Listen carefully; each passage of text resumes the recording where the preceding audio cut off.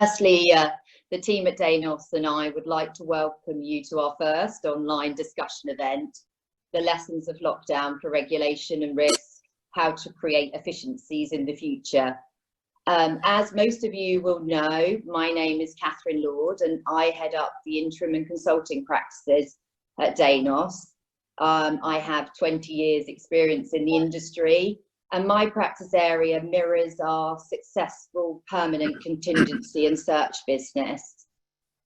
As a firm, we have seen a huge shift in mindset when it comes to remote working and recruitment methods since March. Emotional intelligence, mental health and retention are high on our clients' agenda, as well as still hoping to hire best talent for this year and the future. Clients who have previously never had any contractors working remotely, or permanent staff for that matter, have now fully onboarded remote support. With the delay to IR35 legislation changes, we are finding clients' approach to interim hiring and candidates looking for their next interim contract are much more open-minded, whether that be fixed-term contracts or daily rate contracts via limited company or PAYE payment methods. There has been a dip in general compliance contract hiring, unfortunately, especially with less reg change issued by the FCA. But we have seen a spike in hiring around financial crime and in some niche sectors for compliance and risk. Whilst the larger banks have often put permanent hiring on hold in the UK, bar for absolute critical hires, Europe is busy hiring from the London talent pool. Our interim legal and specialist risk practices have also seen growth in the last quarter. We have seen delays in some permanent hiring in general, but the fintech, brokerage, asset management and private equity space has still seen headcount growth. Critical hiring is still essential when the FCA expectations have not dropped. We are predicting a busy end this year, especially as some permanent hiring has been postponed until then. Candidates are starting to trust the markets a little more, and confidence in remote onboarding in general pushes processes to conclusion. Even at Danos, the landscape of working has changed and huge amounts of trust has been built from home working. Potentially we'll see a hybrid of remote working and office-based working being the norm in the future. Today, we're going to hear from our three experienced SME panellists on their views on the lessons of lockdown within regulation and risk. They will give their opinion on priorities, strategies and change as we move out of the pandemic and how shifting forces will impact the risk and reg landscape. We'll have some time for questions at the end, so please use the live chat section on Zoom to add any questions you would like me to put to the panel. We will get through as many as possible today, but any additional questions can also be emailed to me following the event. We will now hear from our first panellist, Lesley Kumar. Please do intro yourself, Lesley. Lesley will give a high-level overview, speaking about operational resilience and senior managers' responsibilities moving forward, particularly after lessons learned during lockdown. Over to you, Lesley. Good afternoon, everyone. As Katherine said, my name is Lesley Kumar. I'm a partner at Insight Regulatory Consulting. My previous experience, I've been a compliance officer on pretty much most of the time on the sell side for about just shy of 30 years. The last 17 years of that I was at Merrill Lynch, then Bank of America Merrill Lynch, and the last 5 years of that I was the regional head of compliance. So I'm just going to take a few minutes, and Katherine, please, if I waffle on, just stop me. Any of those of you that actually know me know that I can actually talk for Britain, so I will try and keep it short. But I'm just going to talk to you a little bit about the general expectations of senior managers post the implementation of SMCR, but also during lockdown, and particularly focused on the requirement for senior managers to maintain a good conduct and culture within their organisation, and therefore the financial services industry more broadly, but also on the ever increasing regulatory focus on operational resilience. The focus on operational resilience has been firmly on the regulatory agenda for some time now, but post-lockdown and the experience of the last 3 to 5 months, the focus on a firm's operational resilience is only going to be heightened. As recently as last month and before the easing of lockdown, Megan Butler made it very clear what the FCA's key focuses still remain, and they are operational resilience, which we will touch on today, a firm's financial resilience, but also a firm acting with integrity. So they are still the 3 key things that the FCA are focused on. So let's start with conduct and culture, which is, as we know, central to the regulatory imperative. So firms are now being encouraged, and you know, all of us who've been on this journey with regard to what is meant by a good conduct and good culture and having an appropriate conduct risk strategy, you know, it's been a journey for everybody, the regulator included, I should imagine. But firms are now being encouraged to develop purposeful cultures.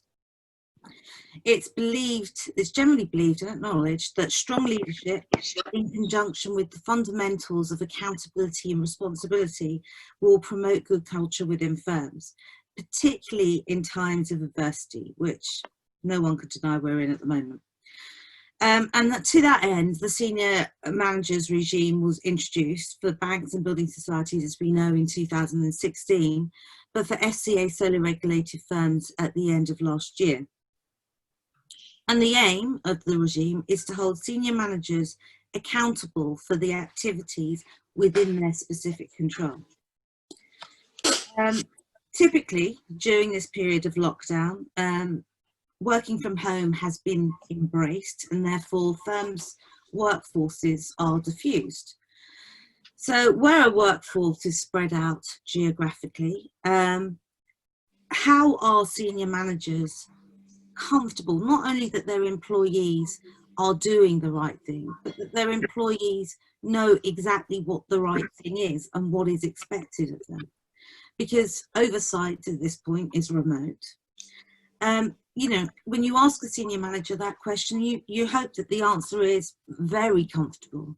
But I think what we're seeing is that if senior managers are very comfortable, there are a number of senior managers who are not completely sure of on what basis they have got that comfort. They're not sure that their first and second line monitoring programs are still effectively working, or that they were effective in the first place. And you know, it's difficult to reconcile what a senior manager expects to see within their workforce versus what is actually happening.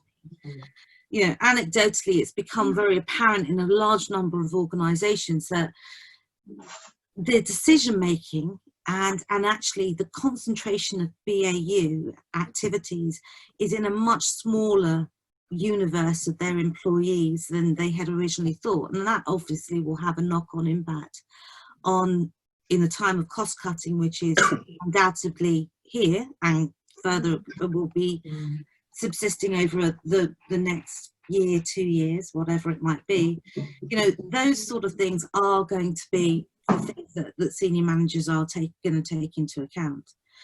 The FCA is firmly on the road of outcomes-based approach. So they're really focusing on the perspective of the end users of financial services. There is an expectation for a strong support and high level of service for customers, particularly during this challenging time. But there is still the expectation that there is no drop in standard of the firm's management and risk management processes and their management of their financial resilience and liquidity.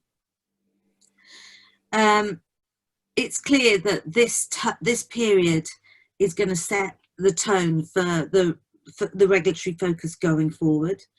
And it's despite regulators expressing some leniency and the desire to be accommodating. For example, they delayed the RTS 27 and RTS 28 publications, there is no drop in the standards that they expect of firms, and particularly senior managers, in meeting their overarching regulatory responsibilities and making sure that they are acting in the interests of customers and making sure that they're treating them fairly. So whilst we've seen a period of uncertainty, I think the tone from the regulator has been consistent all the way through, and firms will be held accountable, and particularly senior managers will be accountable for what is good conduct and culture within their organisations, and the lines of what becomes within a firm's responsibility and what isn't, i.e. a person's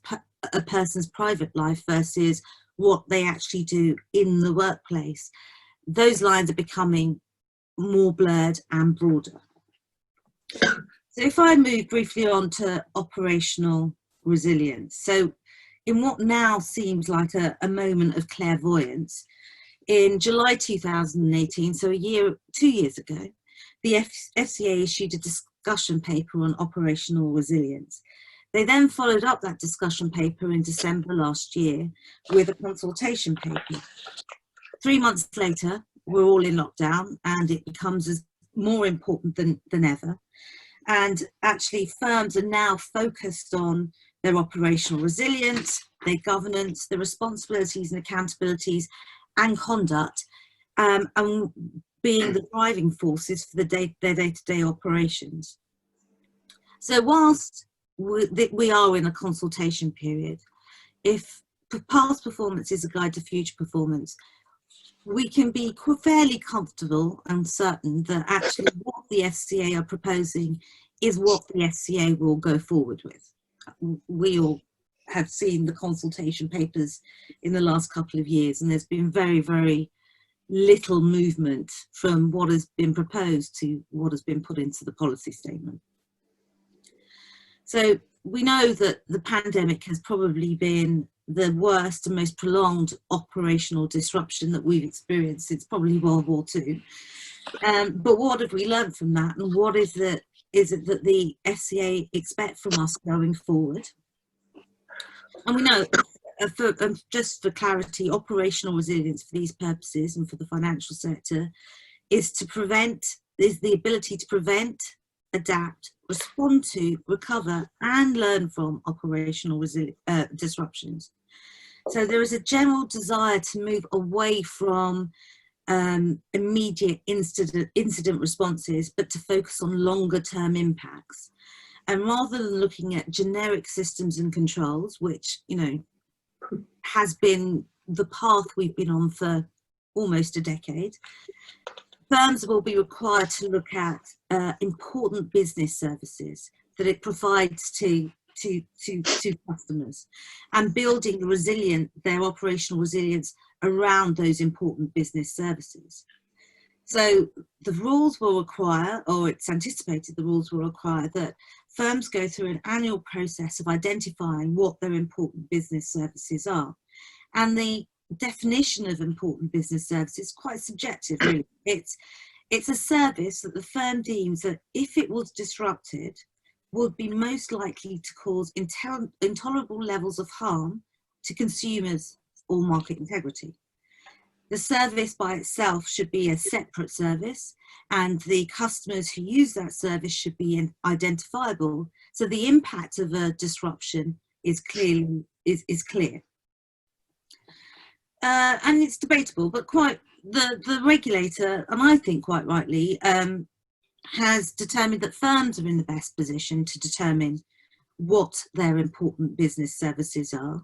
They're not going to introduce a list to help firms, but I'm pretty sure they'll tell you when you got it wrong. So if there is a service that you're providing that you haven't deemed as an important business service, I'm pretty sure that they will tell you that it is an important business service. But when determining what your important business services are, you have to look at a disruption. What is the nature of the consumer base of that service? What is the size of the consumer base? Can the consumer obtain that service readily elsewhere? And how time critical is it to the consumer to if there was a disruption in the service. But in addition to the impact on the consumer, what is the impact of a disruption on the firm? What's an impact? What is the impact to the firm's financial position?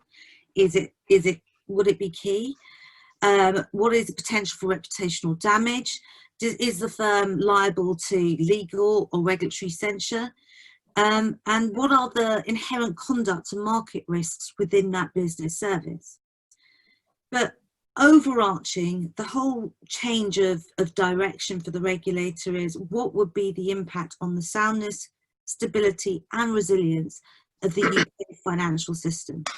Ultimately, that meeting their objectives is their goal. So from what I understand and from what I've read, and I've randomly become very interested in the topic, operational resilience will be viewed as any other key risk, and firms will have to set tolerance levels. So in the same way we have triggers for market risk and credit risk and op risk, we will have tolerance levels, also known as trigger levels, for operational resilience. So that will be a level at which disruption would cause intolerable levels of harm to customers and consumers or to market integrity. The maximum tolerance levels will be referenced against specific outcomes and metrics, including the maximum tolerable duration of disruption for each service. And each firm will need to indicate the point at which the disruption, the level, it will become intolerable and harm consumers and market integrity. That all firms will have to do that, and so mark their maximum tolerance level. But dual regulated firms will also have to introduce a second tolerance level, which will reflect the first point at which financial stability is put at risk. I know, Lesley, we are quite short on time. I don't know if you want to do your last of roundup points. That would be fantastic. Yeah, so basically what will be introduced for all firms will be a operational resilience framework. There will be governance, controls, scenario testing on scenarios that are plausible but severe.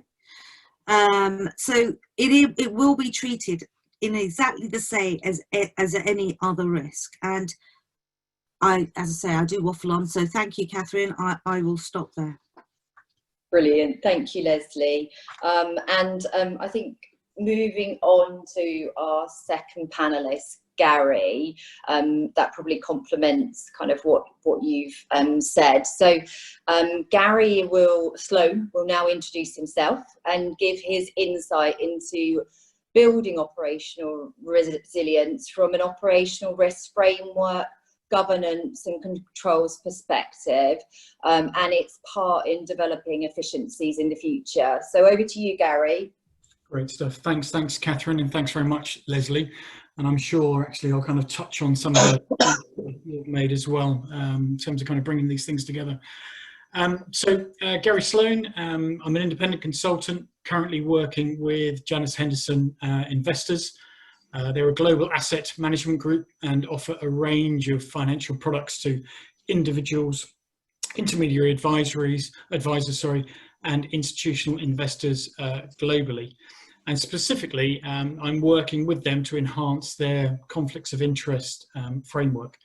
Over the last 10 years, I've worked in both retail and investment banking, leading programs of work to remediate and assure operational risk, conduct and compliance environments, encompassing, I guess, the breadth of different pillars, so around risks, governance, culture, policies, controls, systems and processes. But as Katherine said, today I'm going to spend a few minutes just sharing my thoughts on building operational risk building operational resilience, from an operational risk perspective. So to begin with, I guess I would start with saying, kind of having a defined framework helps. There's kind of to make sure there's a base of all the various elements that are covered, and make sure that we can both assure and ensure that operational risks are identified and hence known, and then in turn, they can be managed and mitigated to within acceptable levels. And I guess, kind of here's the rub in terms of, what's acceptable. That can vary from business to business. I think Lesley mentioned about kind of risk appetite. So defining risk appetite, that's key, and it can be a helpful guide. And it can also help provide business leaders with a set of parameters within which they can operate. So I guess I visualize this a little bit like when you go 10-pin bowling. So if you're not such a good player, or perhaps you go there with the children, you might choose to put the guardrails up. So having those guardrails up, gives you some parameters to work within, or, risk tolerance levels to work within. And that can help to kind of, I guess, to give business leaders a degree of freedom, because they know they can work within those bounds, but equally, they're given boundaries to stay on track and stay within as well. A further building block, which in my experience is particularly important, is around clarity. Being clear as to which operational risks are overseen by which part of the business and which relevant governance committee or subcommittee is essential. By doing so, that really helps to ensure that full coverage is achieved and that there's no gaps, from a process, product, geography, system or customer perspective. Conversely, I have seen examples where a lack of clarity can result in unintended consequences. Assumptions can be made that, kind of one part of the business thinks somebody else is doing something when they may or may not be. And one example of that can be, in the asset management world, there's a mix of both retail and institutional clients, and there can be a risk of, retail clients potentially being treated differently from institutional clients inappropriately, when they may well have invested in the same funds or products. And clearly, that's inappropriate and needs to be addressed. So at the outset, having that clarity, getting things right first time is essential. Lesley touched on controls. So, controls don't go away. They still have a key part to play within business operations. They're a pillar within the overall operational framework. And again, I've seen varying degrees of control environment, maturity and effectiveness in different businesses. At a high level, I guess the stronger environments, they tend to have well-documented and understood risks, which are understood by the key people on the front line in the operation, and they understand kind of the role they play in mitigating the risks that they're dealing with. Equally, they're also aware where there may be gaps or where there may be weaknesses. We rarely live in a perfect world, so the people element in terms of understanding those strengths and weaknesses and taking alternative actions accordingly, again, helps to protect clients and helps to protect the business accordingly. And again, from a people and culture and behaviour perspective, organisations which encourage and value colleagues to take an end-to-end perspective can make a real difference. That curiosity about kind of looking at things from an end-to-end perspective, engaging colleagues both upstream and downstream, can make a real difference in both avoiding issues that may arise, and equally addressing them quickly and effectively when things do go wrong or when there's errors or such like. And sometimes that can be intentional, unintentional, but still comes to bear.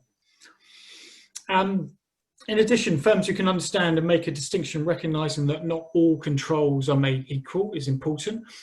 Part of what we're talking about here is around efficiency, and kind of identifying those key controls, the ones that really make a difference, that if they go wrong or if there's a fault that arises, you can start to reflect on, is there a systemic issue or is it isolated to a particular product or geography? That focus on the subset, again, can help a business run more efficiently and control its environment more efficiently.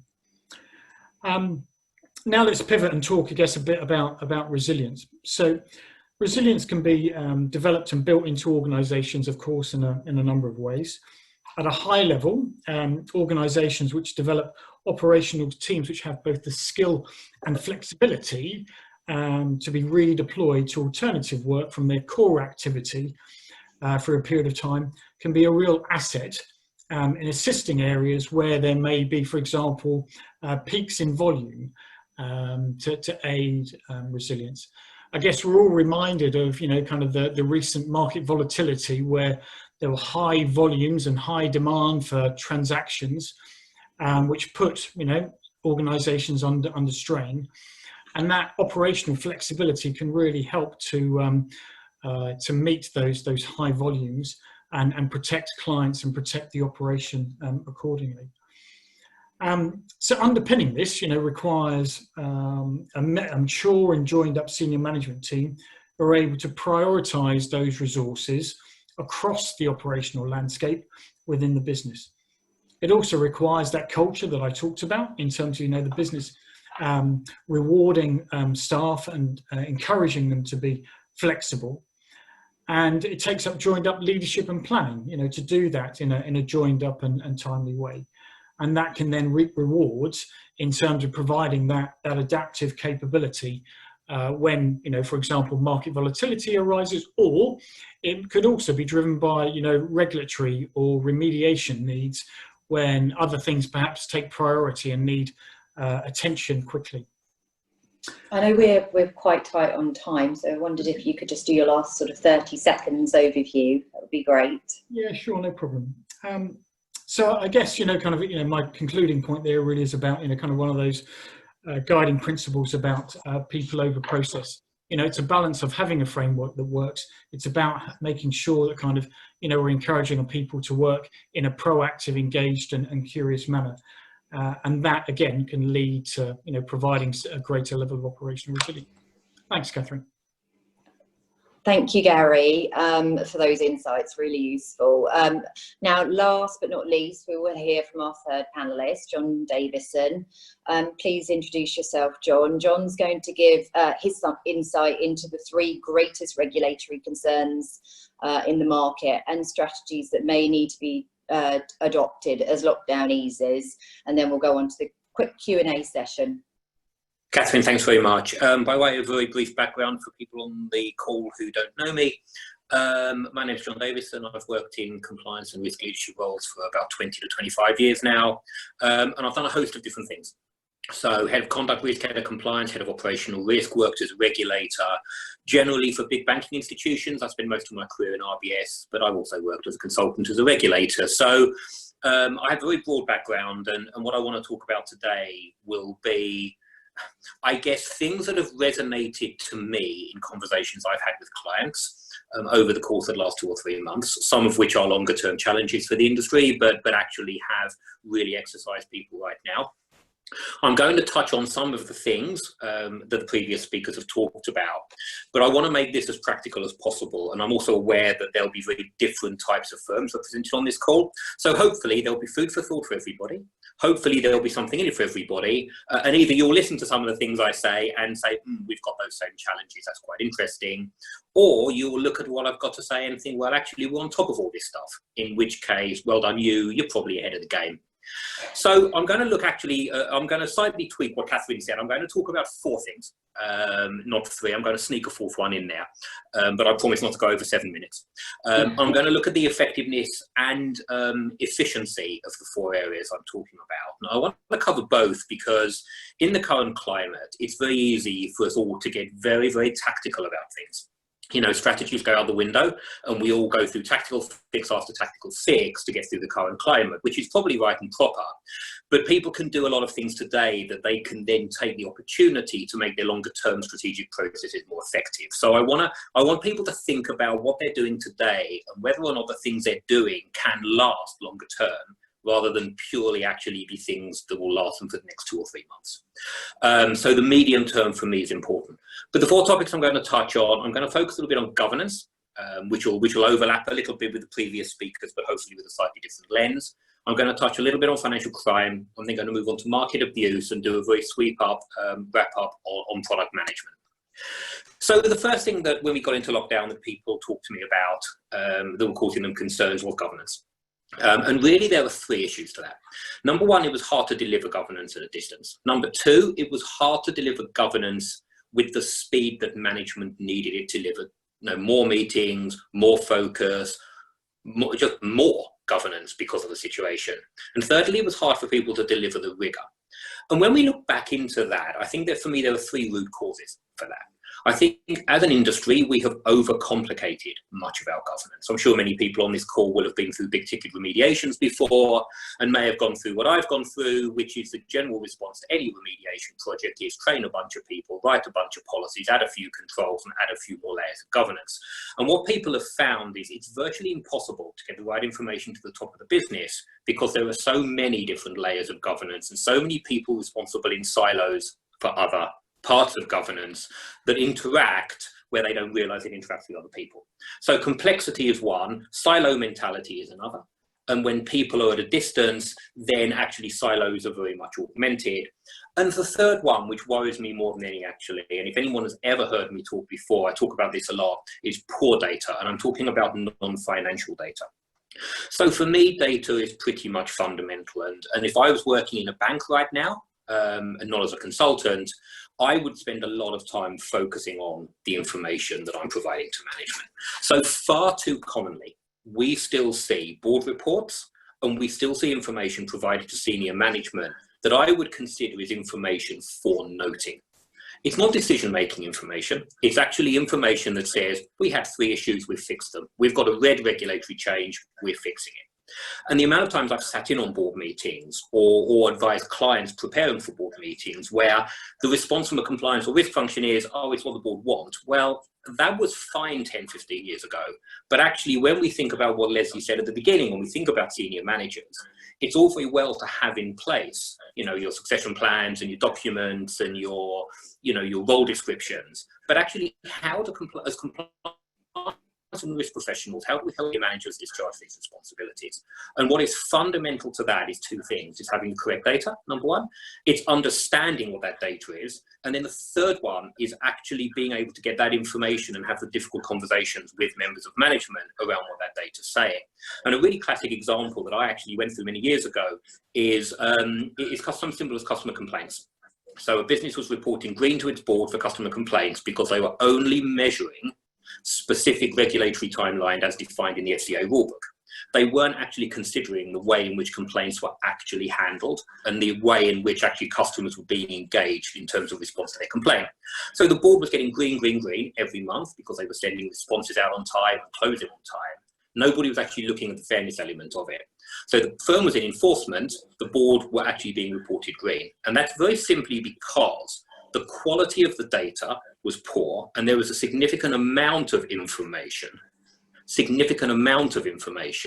was actually put forward to the board because, well, that's all we can get hold of. So for me, a way to develop governance and drive resilience through governance is to actually think through some of the information that might exist. It might be sales performance, it might be commercial data, and actually think through how that aligns with risk information in terms of driving a broader, more consistent and more coherent message for management. And I think there's a lot that we can do as an industry and as a function around handling that. I think linking to that, there's also a different role in some ways for compliance and risk professionals as well going forward. And Gary talked about unintended consequences a couple of times in his slot. And for me, I think the nimbleness and agility that's needed now is also going to be needed in the future around understanding the consequences and unintended consequences of both tactical decisions being made today to deal with the lockdown and actually the way in which that will impact organizational strategy. So I think the days of very formulaic, very structured, very focused monitoring programs that very much go, you know, January, February, March, April. I think we need to look to be much more nimble than that now. React to the way in which the business is performing, the decisions that are being made, whether or not the way in which we've made decisions in the last few months has brought more customers into vulnerability situations, whether it's actually putting customers into a different situation than they've been in before, and what that might mean longer term. So it's all about horses for courses, but I think there is something here for people around nimbleness, around agility, and around information. And I'll just put 2 points before I move on from governance. We did a review, I did a review recently for an institution on behalf of an international regulator. And we did a review, and the review was fine. You know, the firm signed it off, the regulator got hold of the report. It all went fine. And then at the end of the process, the regulator came back to us and says, we would like you to actually do an additional piece of work for us. And we'd like you to focus on 2 things. We'd like you to focus specifically on data quality, and we would like you to focus on the balance between preventative and detective controls that the organization has. So Gary again touched on controls.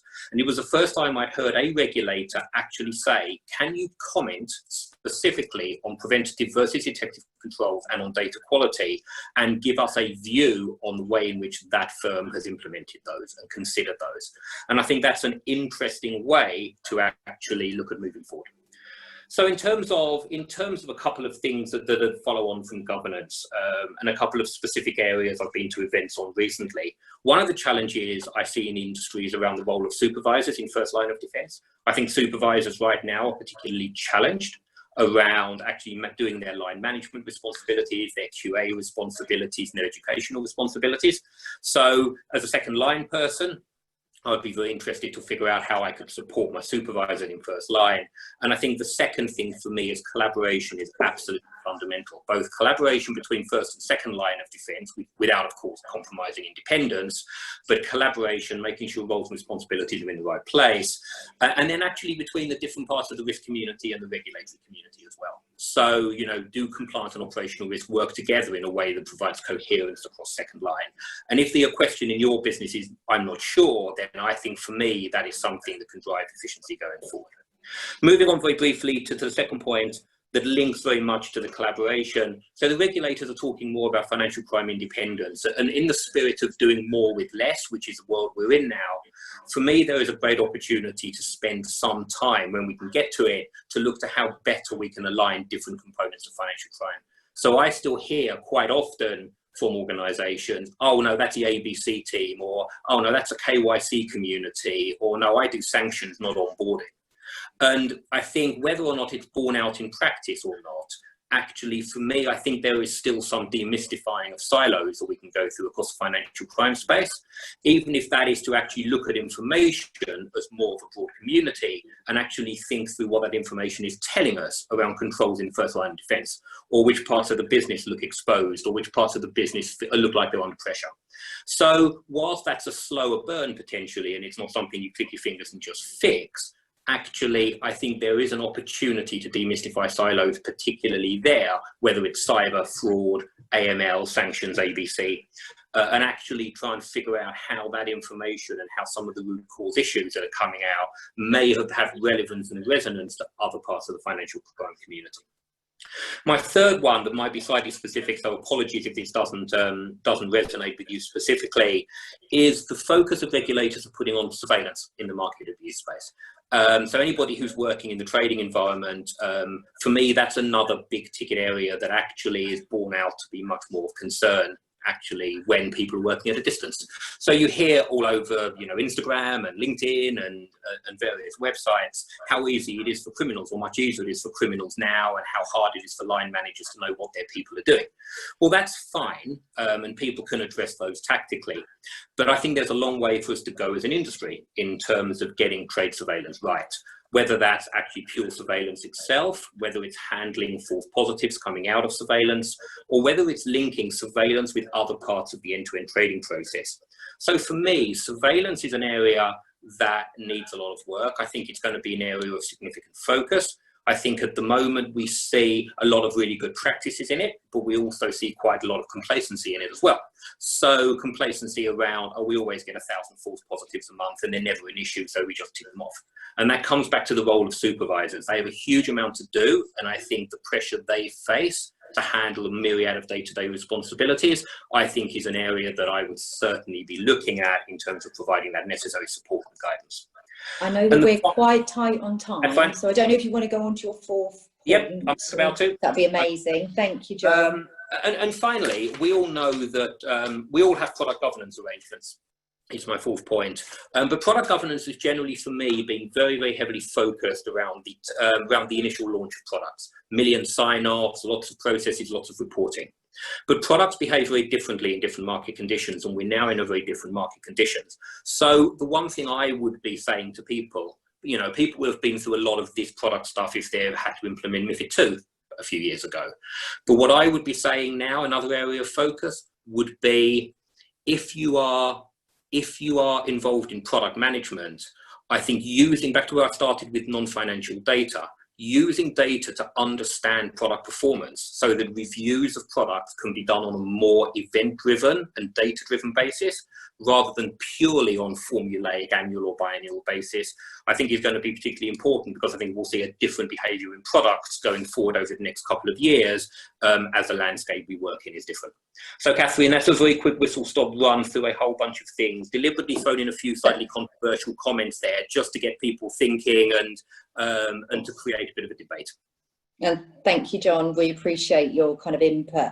I know we did have a question from the floor, actually, and I'm going to kind of raise this one to Gary. It was to do a greater use of technology to increase firms' ability to produce valuable MI. Do you have any opinion on that one, Gary? So yeah, I've got some experience. So working in an investment bank, where we work through, I guess, the key risk indicators and stroke MI, if you want to kind of use those titles, for the respective conduct risks on a global basis. And then the MI then helped to identify if there were breaches or if there were emerging issues. Those were then brought into tool that something at the time was called ClickView. I'm sure there are other software houses available, as they say. But the whole idea was then to kind of make that information transparent, readily available to senior managers on a global basis. They could drill down, understand, had the issue arisen in a particular product, process, or geographical area, and then take the necessary action. So the challenge is always trying to find lead indicators. Can be a bit challenging, but that was the aspiration. So, but that MI suite and the ability to drill down really helped from a senior manager insight perspective. And I'm assuming also getting kind of senior management of financial services firms to invest in that technology is absolutely imperative as well. So we've got another question from one of Brad's clients, and this is for John, perhaps particularly relevant following the Wirecard scandal recently. Brad, would you like to pose the question quickly? Thanks, Katherine. So one question we've had from a client that came in, and obviously, as Katherine said, I pose this to you, John, if that's okay. Do you think the fintech industry has risk and control high on their agenda if they have high-risk growth strategies? And a quick 30-second overview, John. Sorry, John, I think you're me. No, do I think they have it high on their agenda? I think it can be mixed. I think many do. So I think, yes, fintechs do understand that. I sometimes think that the technology we have to do second line of defense conduct related things, there's a lot of work for us to do to get the basics. So I think from a fintech perspective, the firms I've worked with always seem quite surprised by the lack of real capable technology out there, which can be disillusioning for people. But do I think it's high up the agenda? Yes. A lot of fintechs are quite small and quite growing. So I think the biggest challenge for them will be to make sure that they can front run their growth with effective controls. And that is the biggest challenge for me. Okay, thank you, John. And now we've got a final question, which will go to Lesley. It was around increased financial prime scrutiny in the private equity sector. Any opinion on that one, Lesley? I do. Unfortunately, well, or fortunately, whichever you want to look at, my husband. Quick 30 seconds because we're running out of time. Yeah. And I think there is absolutely increased scrutiny.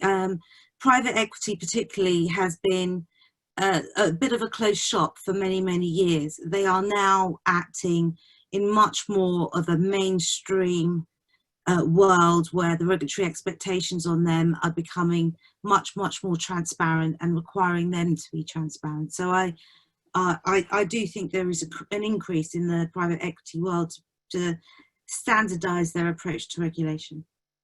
Thank you, Lesley, thank you. We are starting to run out of time today. We may need to have a follow-up in the coming weeks. If you would like to discuss the topics from today with any of the panellists, please do get in touch with me and I will pass on their details to you. Also, if you would like further information around the compliance, risk, legal markets or rate salary advice, please do reach out to me or any of the Danos team. Finally, I'd like to say a big thank you to our panellists for giving up their time to be part of this event.